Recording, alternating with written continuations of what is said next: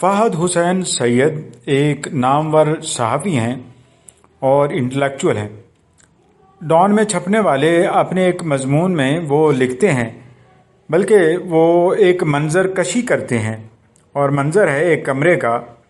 فضا میں سردی تھی، شکر ہے کہ کمرے کی کھڑکیاں بند تھیں، جہاں کچھ لوگ بیٹھے ایک اہم مسئلے پر بات چیت کر رہے تھے، ایک ایسا مسئلہ جو پچھلے چند سالوں سے چکرا رہا تھا۔ بحث مباحثہ جاری تھا اور ایک دوسرے کو دلیلیں دیتے لوگ گرما گرم بحث بھی کر رہے تھے کہ ایک شخص نے تحکمانہ لہجے میں مسئلہ فوری حل کرنے کو کہا۔ یہ ایک ایسا انداز تھا جس کی وجہ سے آئندہ چند گھنٹوں تک گفتگو کا انداز ہی بدل گیا۔ اس طاقتور شخصیت نے کہا کہ مفتی منیب الرحمان کو کراچی سے بلا لیں۔ کچھ گھنٹوں بعد 76 سالہ بریلوی مفتی کراچی سے اسلام آباد پہنچ گئے۔ وہ اب PID میں بیٹھے تھے، جہاں ان کے ساتھ وزیر خارجہ شاہ محمود قریشی، علی محمد خان وزیر مملکت اور اسپیکر قومی اسمبلی اسد قیصر بھی تھے۔ یہ معاہدہ کرنا جا رہے تھے تحریک لبیک اور حکومت کے درمیان۔ تحریک لبیک کی طرف سے مفتی صاحب تھے اور ان کے ساتھ 2 اور لوگ بھی شامل تھے۔ سسپینس قائم رکھنے کی وہ مہارت رکھتے تھے مفتی صاحب کہ انہوں نے یہاں بھی اس کا دامن نہیں چھوڑا۔ معاہدہ ابھی خفیہ ہے جیسی بات کر دی۔ ایسا کام بطور چیئرمین رویت الہلال کمیٹی وہ 20-22 سال تک کر رہے تھے،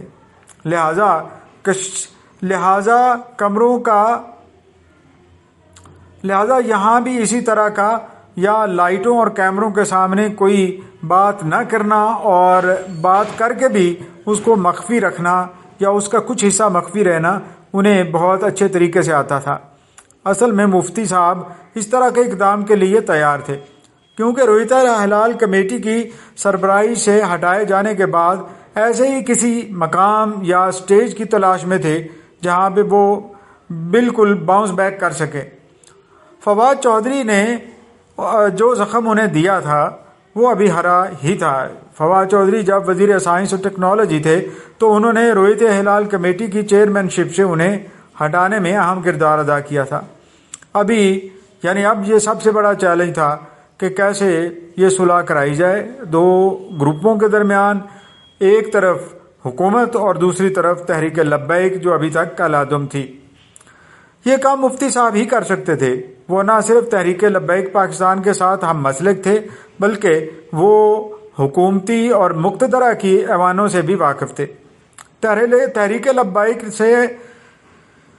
نے اپنے آغاز ہی میں جس طرح سے قوت حاصل کی یا قوت میں اضافہ کیا وہ سب کے سامنے ہے۔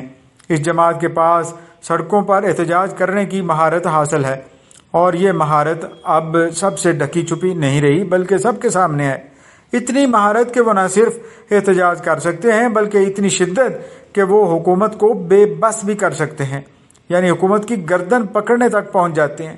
2017 کا آپ کو فیض آباد دھرنا یاد ہی ہوگا۔ 2017 میں یہ سب کچھ ہو چکا ہے۔ تحریک لبیک کے ہاتھوں شیخ رشید اور فواد چودھری پہلے ہی ناکارہ ہو چکے تھے۔ اس حکومت کی طرف سے اب شاہ محمود تھے جو ایک گدی نشین بھی تھے، وزیر خارجہ بھی، اور عمران خان کے بعد سب سے اہم شخصیت بھی جانے جانے والے۔ اس کے علاوہ علی محمد خان اور اسد قیصر اسپیکر قومی اسمبلی۔ اب سعد رضوی ایک برانڈ کی حیثیت رکھتے ہیں، لیکن مسئلہ یہ تھا کہ سعد رضوی جب یہ معاملات طے پانے تھے تو اس وقت جیل میں تھے۔ انہیں MPO کے تحت جیل میں رکھا گیا ہے۔ TLP کا سب سے بڑا برانڈ تو ویسے مولانا خادم رضوی ہے، لیکن چونکہ اب وہ حیات نہیں تو اس کی جگہ سعد رضوی ان کے صاحبزادے نے لے لی ہے۔ ایک طرح سے جو وراثت ہے یا موروثی بادشاہت اس جماعت کے اندر بھی آ چکی ہے۔ جیل میں ہونے کی وجہ سے سعد رضوی اس طرح کی گفت و شنید میں نہیں آ رہے تھے۔ ایک اندازہ تو یہ بھی ہے کہ وہ شامل تھے، لیکن پھر بھی مفتی منیب کی ضرورت پڑی اور مفتی منیب حسب ضرورت وہاں پہ موجود تھے۔ TLP کارکن بزور بازو وزیر آباد تک آپ پہنچے تھے، گو کہ دریائے چناب اور جہلم کی سڑک کو توڑ دیا گیا تھا، لیکن ماضی کو سامنے رکھتے ہوئے یہ کہا جا سکتا ہے کہ ان کے پاس اس کا بھی حل تھا، جس طرح انہوں نے کاموکی کے قریب سرنگیں بند کر کے اپنے جلسے کو، جلوس کو یا لانگ مارچ کو آگے بڑھائے رکھا۔ اب سعد رضوی کی جگہ مفتی منیب، جیسے پہلے ذکر کیا جا چکا ہے، جگہ لے چکے تھے ان ڈائیلاگز کے لیے، ایگریمنٹ کے لیے، اور مفتی منیب نے بہتر طریقے سے بارگیننگ کی اور بہتر رزلٹ حاصل کیے۔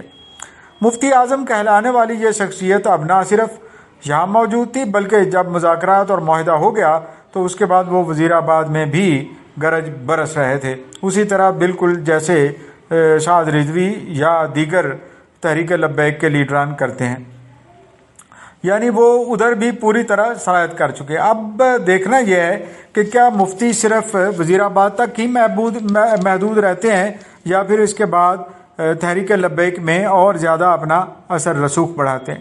ایک طرح سے مفتی منیب کا اثر رسوخ بڑھانا نیچرل بھی لگتا ہے، ایک مسلک ہونے کی وجہ سے، سینئر ہونے کی وجہ سے، اس کے علاوہ ان کے مقتدرہ کے حلقوں میں بھی کافی قربت حاصل ہے، یا انہیں پتہ ہے کہ مقتدرہ کیسے کام کرتی ہے، لہٰذا ایک گڈ ورکنگ کوآرڈینیشن کے لیے ہو سکتا ہے کہ وہ اس طرف آ جائیں۔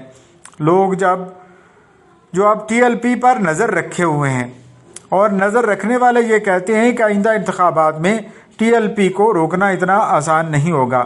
2018 میں بھی ٹی ایل پی نے 22,000 سے زیادہ ووٹ لیے تھے، اور اب بھی یہی لگتا ہے کہ یہ زیادہ ووٹ ہو سکتے ہیں، اور جس طرح سے اس نے باؤنس بیک کیا اور کیش کرایا ہے اپنی ریلیجوسٹی کو یا مذہبی نعرے کو، نیریٹو کو، وہ قابل قدر ہے، اور بہت ساری سیاسی جماعتوں کو ظاہر ہے اس کے لیے ٹف ٹائم ملے گا۔ اب مفتی صاحب کے لیے بھی یہ ایک موقع ہے کہ وہ اس بہتی گنگا میں ضرور نہائیں اور آگے بڑھیں، اور ان کے لیے بھی کہ جو مفتی صاحب کو یہاں تک لائے ہیں۔ والسلام۔